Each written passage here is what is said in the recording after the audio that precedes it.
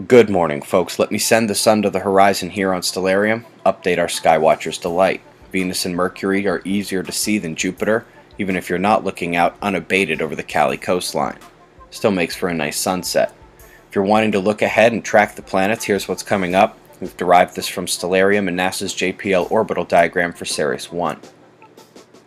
Volcano activity calmed for 2 days, but has now roared back in the western Pacific. Philippines and Vanuatu showing signs of the rumbling.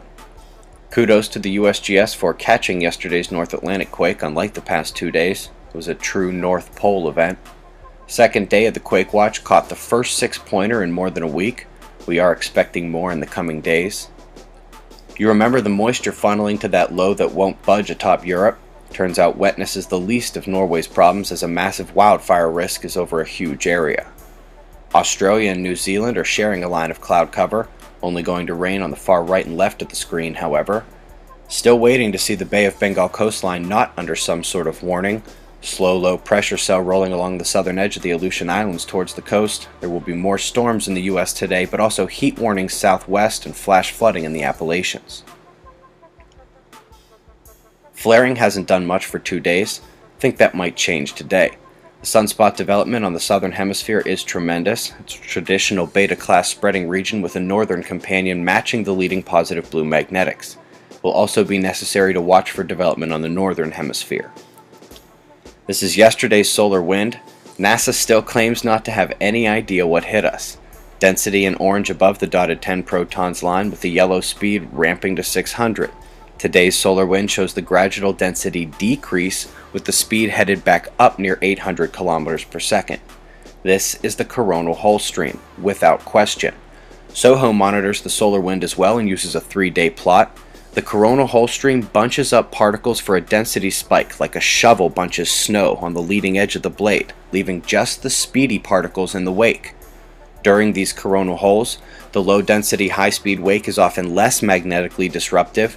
You see plasma penetration going down with less particles overall, and the geomagnetic storm is subsiding. Energetic flux is still present, but we are not at storm levels even with this little spike back up. This is actually closer to normal activity. Then we come to the coronal hole situation. We can now fully see the breadth of these umbral openings. That northern region is truly connected to the transequatorial hole leaving our view, and this bottom left or southeastern coronal hole appears to come darn close to the equator as well. Quake Watch continues.